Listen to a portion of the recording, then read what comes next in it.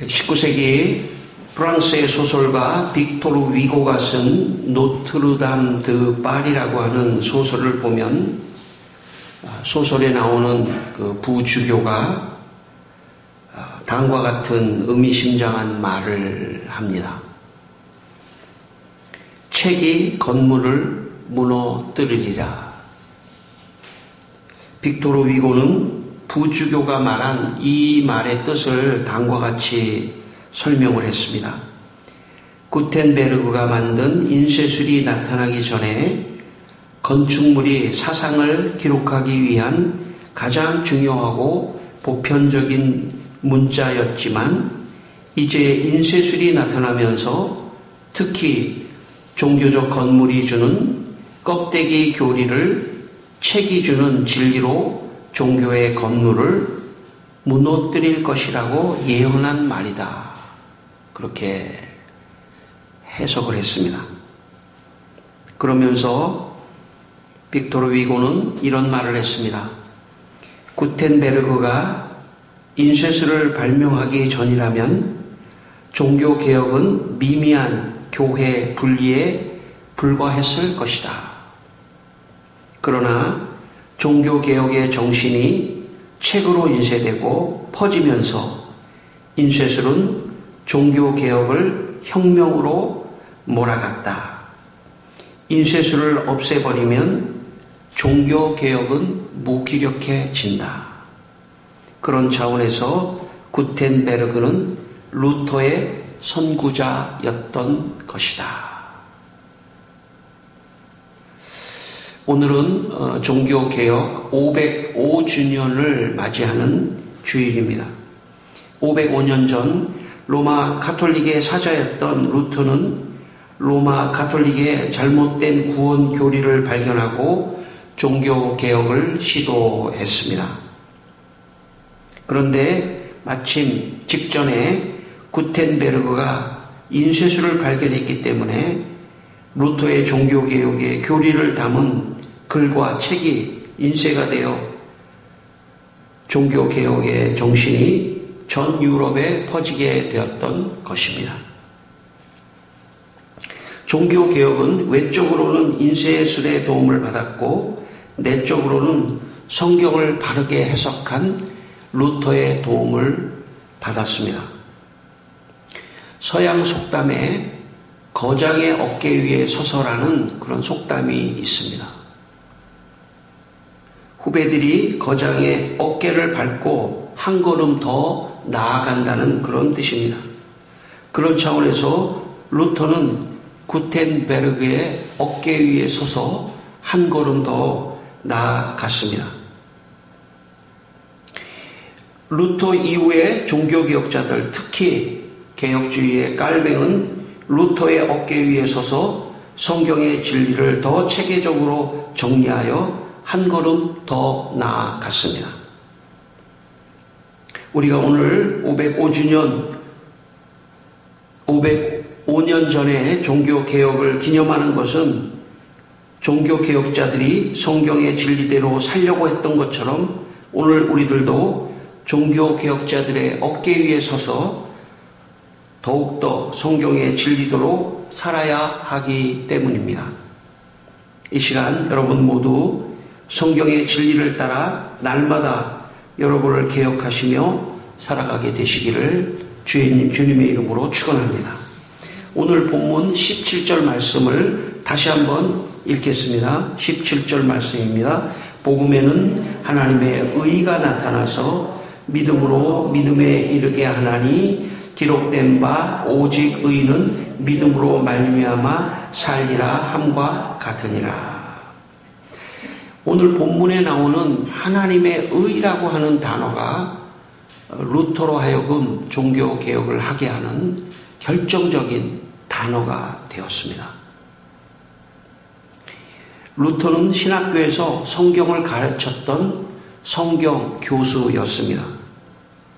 그는 그때까지 로마 가톨릭으로부터 하나님의 의를 이룬다고 하는 것은 인간 스스로의 노력으로 하나님의 의를 이룰 수 있다고 그렇게 배웠는데 그가 헬라어 성경 원문을 보면서 그런 뜻이 아니라는 것을 발견한 것입니다.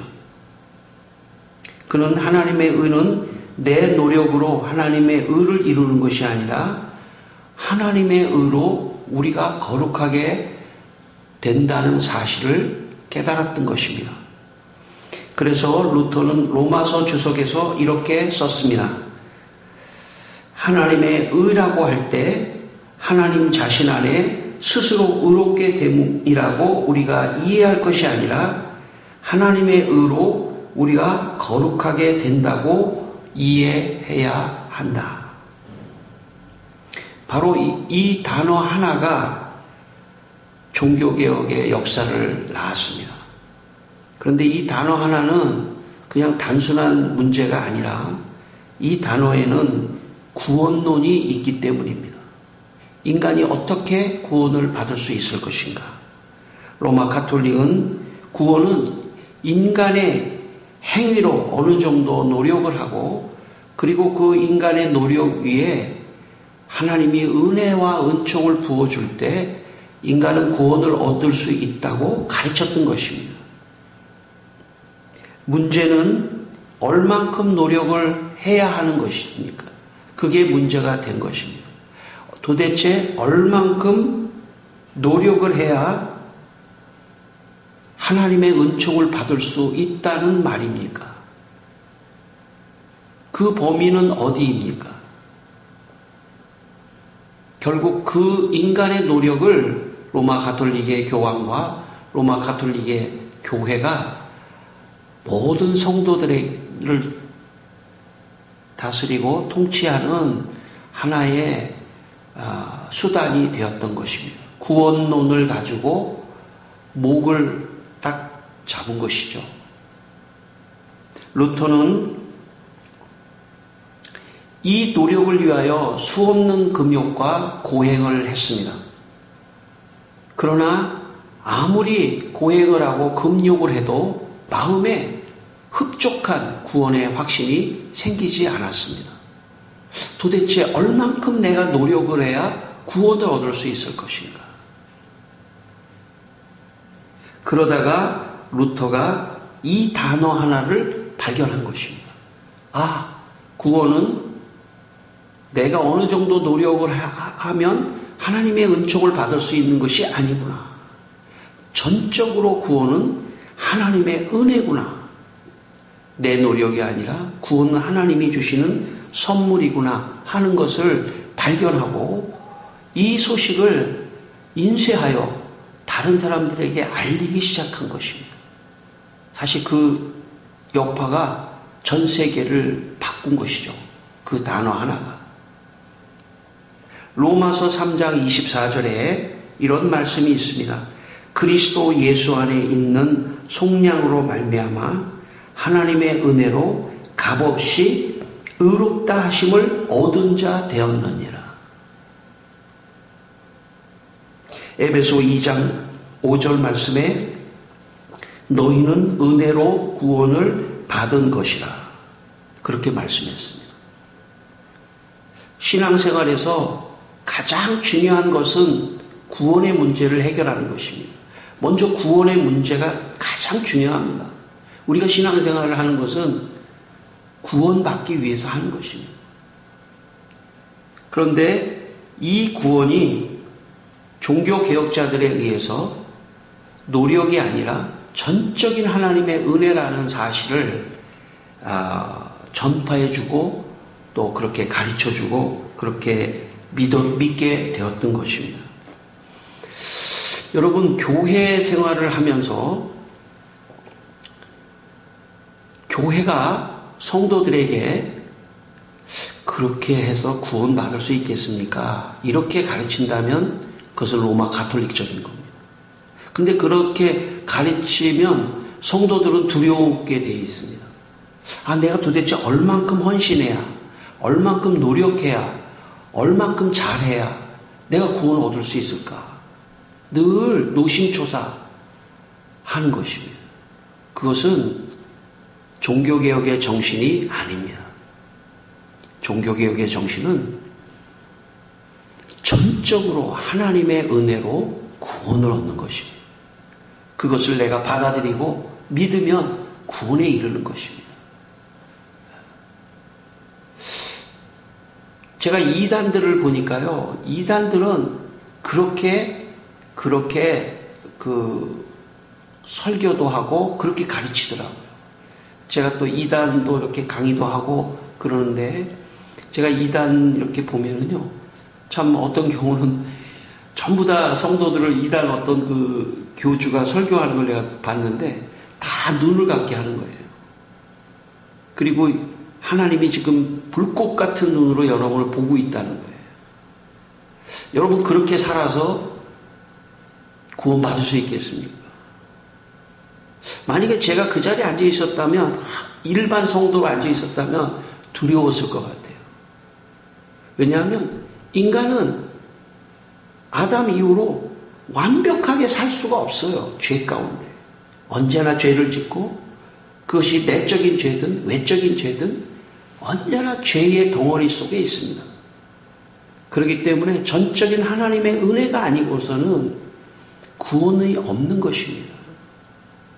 내가 얼만큼 잘해서 구원 없는 것이 아닙니다. 전적인 하나님의 은혜, 예수 그리스도가 내 죄를 위하여 십자가에 달려서 돌아가신 그 전적인 예수 그리스도의 은혜, 하나님의 은혜로 우리가 구원을 얻는 것입니다. 저는 종교개혁자들은 잘못된 구원론으로 종속되어서 고통당하는 그런 사람들을 구원해 주었습니다. 그러므로 여러분의 삶 속에 이 구원의 확신을 가지고 살아가게 되기를 바랍니다. 여러분이 지금 여기 나와서 예배드리고 교회 헌신 잘해서 구원 얻는 것이 아닙니다. 전적인 하나님의 은혜로 구원을 얻는 것입니다. 이것이 성경의 사상이고 종교개혁자들이 그것을 발견했고, 그래서 우리는 505년이 지났지만 그 성경의 정신을 발견한, 다시 로마 가톨릭으로 돌아가지 않는, 그런 신학적으로 돌아가지 않기 위하여 다시 한번 구원에 대해서 생각하는 것입니다. 19세기 독일의 루터교 교회 사학자인 아돌프 폰 하르낙이라고 하는 유명한 교회 사학자가 있었습니다. 그가 로마 가톨릭에 대해서 다음과 같이 평가를 했습니다. 로마 가톨릭 교회는 은밀히 멸망한 로마 세계 제국 자리로 밀고 들어갔다. 로마 제국은 멸망한 것이 아니라 다만 로마 가톨릭으로 변화했을 뿐이다. 과거에 초대 로마의 기독교인들은 황제에게 경배하기를 거부하고 정치적 종교를 일축해버렸던 이유로 피를 흘렸다. 오늘날 로마 가톨릭 사람들은 그들은 세속의 통치자를 직접 경배하지는 않지만 그들의 영혼을 로마 교황이라고 하는 황제의 권능의 계명 아래 내어 던졌던 것이다. 여러분, 로마라고 하는 제국은 어마어마한 제국이었습니다.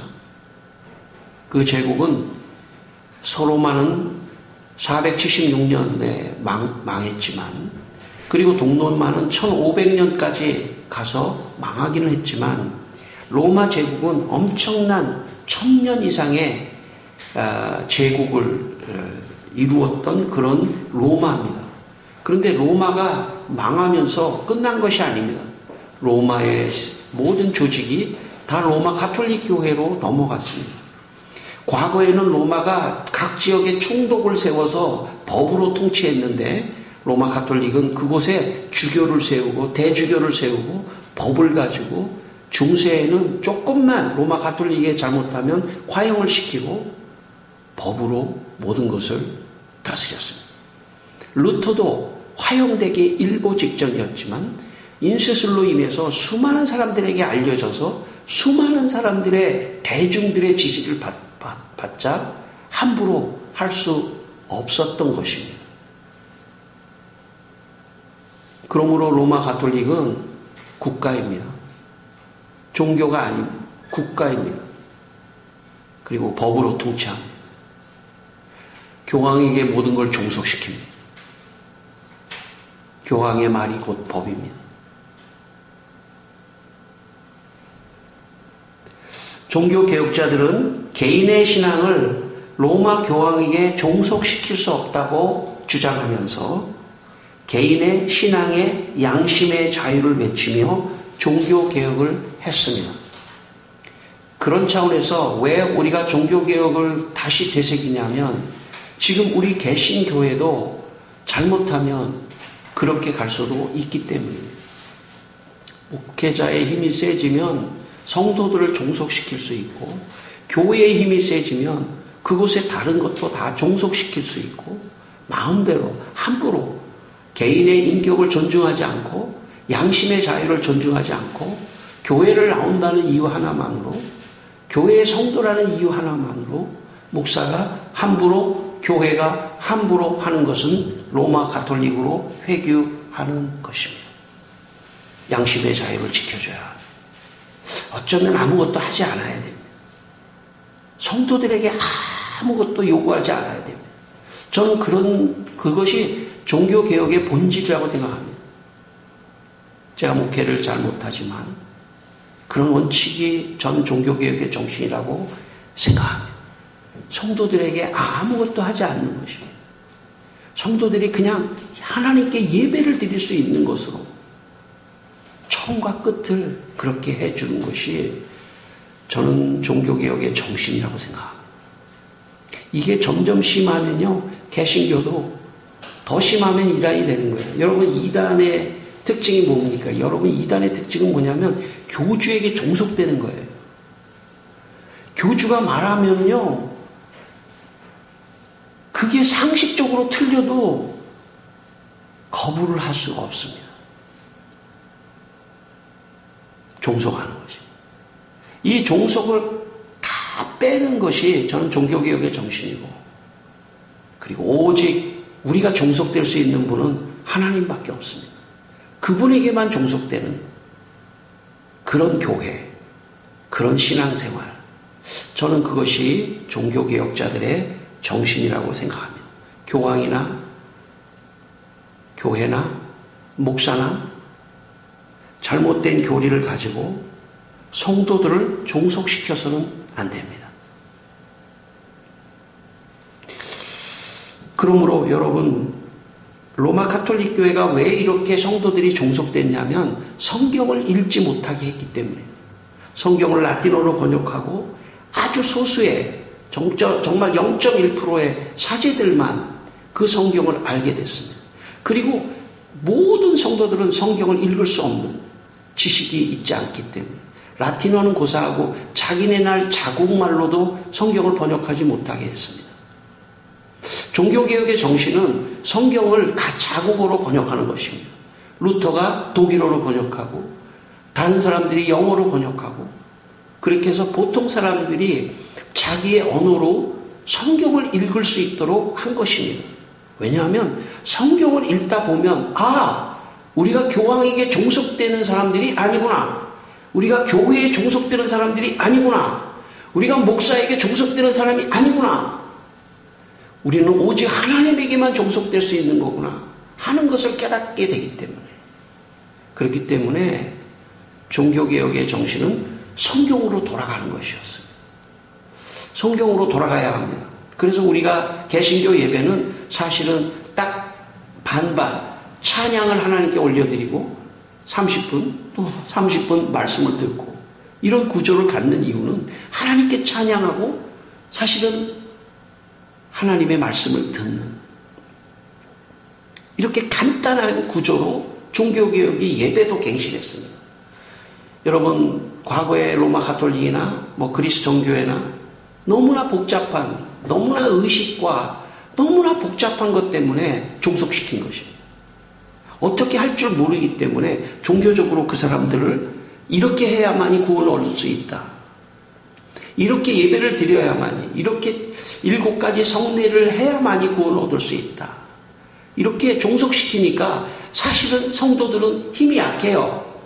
개인적으로 힘이 약합니다. 집단 행동도 할 수 없어요. 그렇기 때문에 할 수 없이 그 구조 속에 들어갈 수밖에 없는 것입니다. 이것을 누가 어떻게 깰 수 있겠습니까? 그것은 성경의 정신으로 돌아갈 때만이에요. 성경은 그렇게 말하지 않지 않습니까?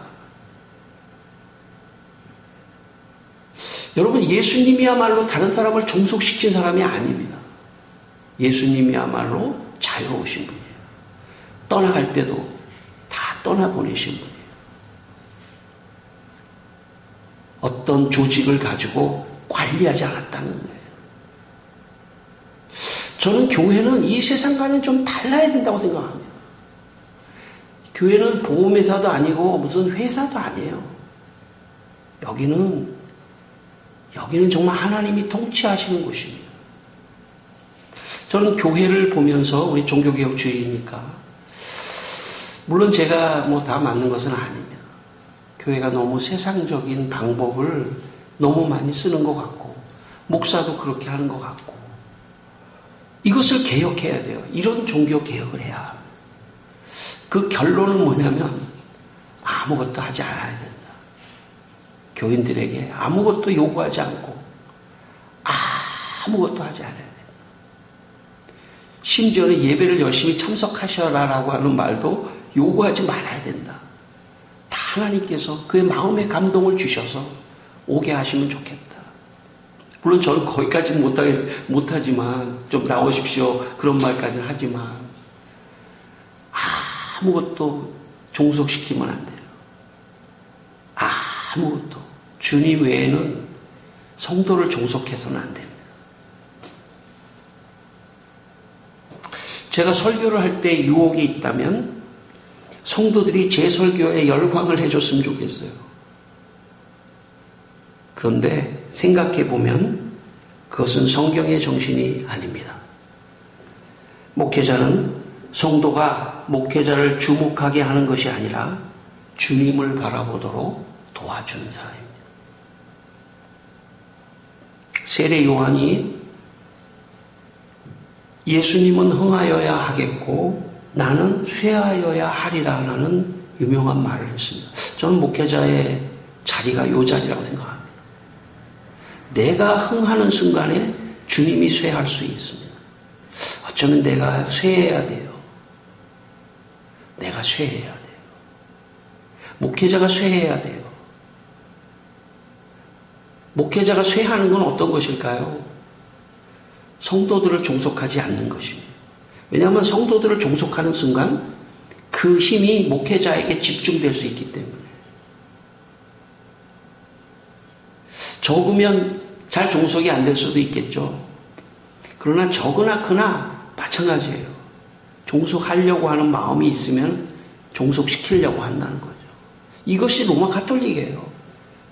로마 가톨릭은 모든 사제와 교황에게 모든 성도를 다 종속시킨 겁니다.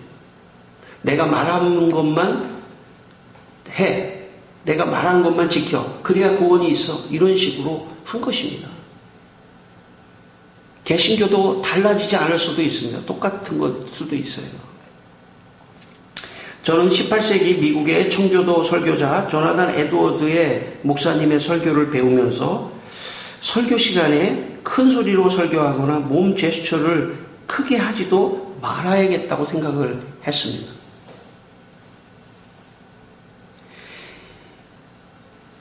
이 목사님은 제스처도 없고 설교도 재미도 없고 그냥 설교 원고를 가지고 읽었는데 거기에 수천 명의 사람들이 다 통곡을 하고 눈물을 흘리는 역사적인 그런 일이 있었어요.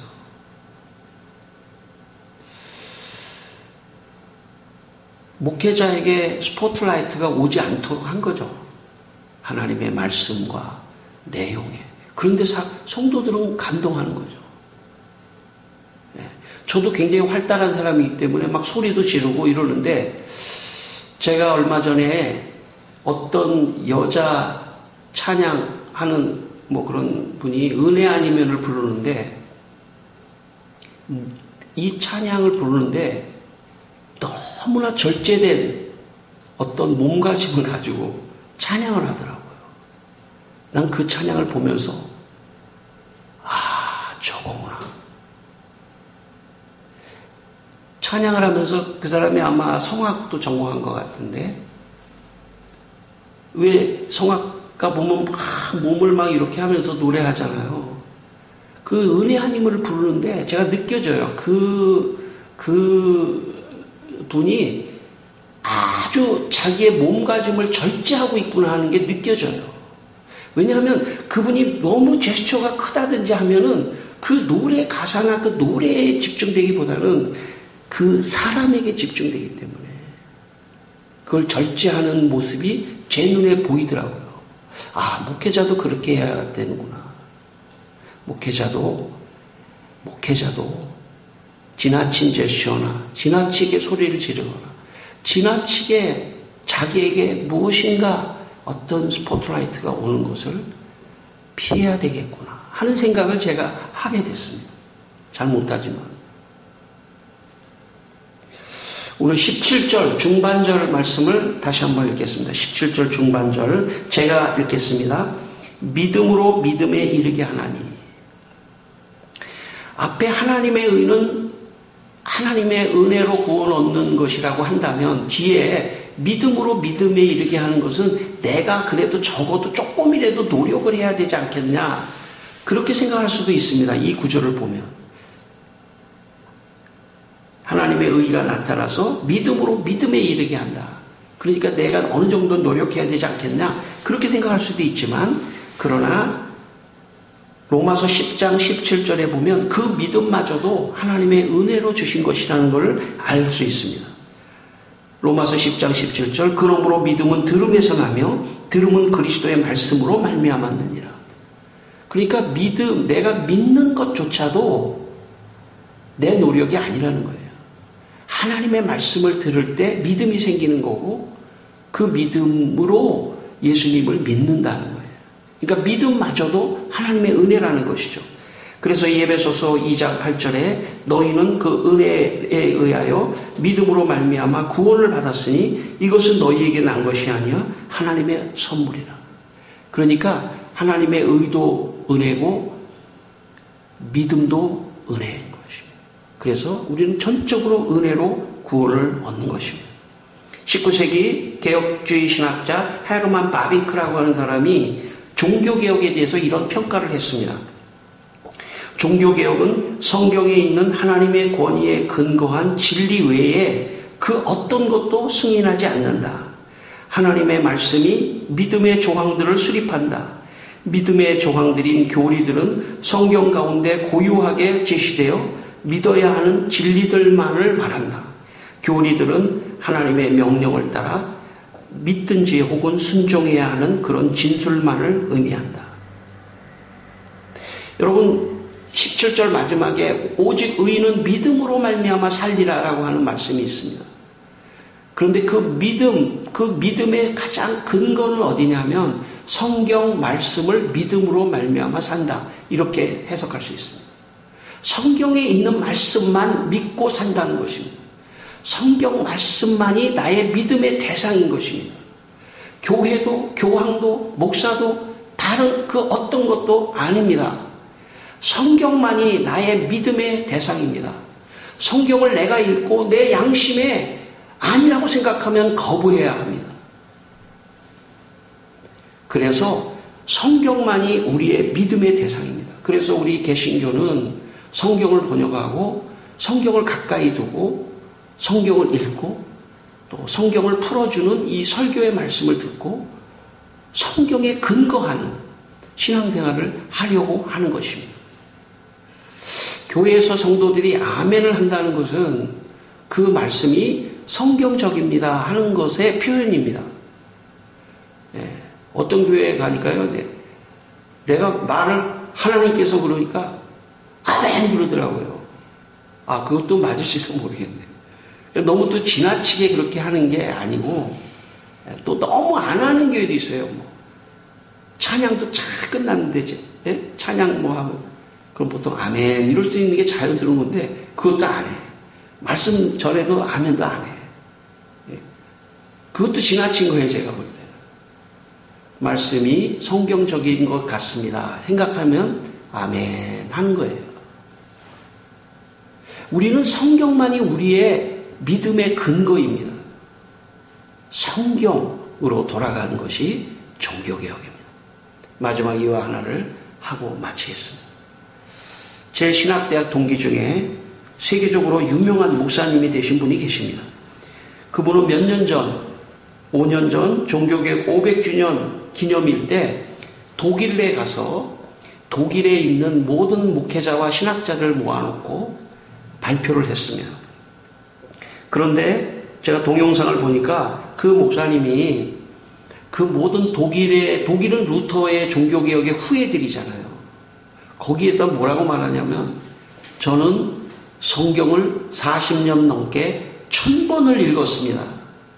1000독을 넘게 읽었습니다. 했더니 거기 있는 신학자와 목회자들이 와 하는 거예요. 독일 사람들이.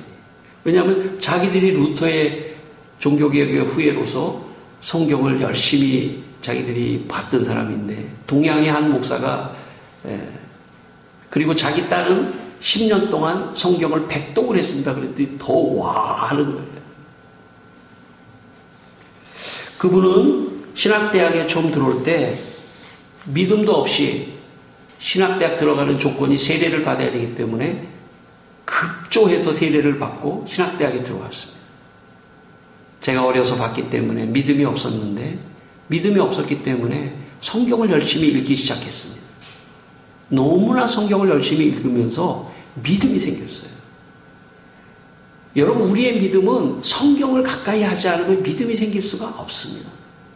성경을 가까이 해야 믿음이 생기고 하나님의 말씀, 선포되는 말씀을 자꾸 들어야 믿음이 생깁니다. 그래서 이분이 성경을 자꾸 읽으니까 믿음이 생겨서 아주 세계적인 분이 되어서 지금도 세계적으로 하나님이 사용하시더라고요. 저도 여러분이 그런 여러분이 되시기를 바랍니다. 날마다 자기의 인생을 개혁하는 사람이 성공하는 사람입니다. 그러려면 하나님의 말씀을 통해 구원을 받고 믿음으로 살아가야 합니다. 이것이 종교개혁의 정신입니다. 여러분 모두 종교개혁의 정신을 이어받아 하나님의 은혜로 구원을 받고 날마다 하나님의 말씀으로 믿음으로 살아가시는 분들이 되시기를 주님의 이름으로 축원합니다. 기도하겠습니다. 우리 한번 기도하겠습니다. 다 같이 기도하실 때 하나님 아버지 구원해 주신 것을 감사합니다. 하나님께서 구원해 주시고 또 아버지 하나님 말씀을 통해서 우리에게 은혜를 주시고 또 믿음의 역사를 위하여 성경의 말씀을 믿게 하여 주시고 또 설교를 듣게 하여 주시고 또 종교개혁의 정신을 생각하게 하여 주신 것을 감사하고 사랑하는 주님, 우리 모든 성도들이 다 정말 오직 하나님에게만 종속되게 하여 주시고 다른 사람에게 종속되지 않도록 주여 도와주시옵소서. 아버지 하나님, 우리 성도들이 종교개혁자들의 어깨 위에 서서 하나님의 은혜로 구원을 받고 날마다 믿음으로 자신을 개혁하면서 살아가는 분들이 되게 하여 주시옵소서. 예수님의 이름으로 기도드립니다. 아멘.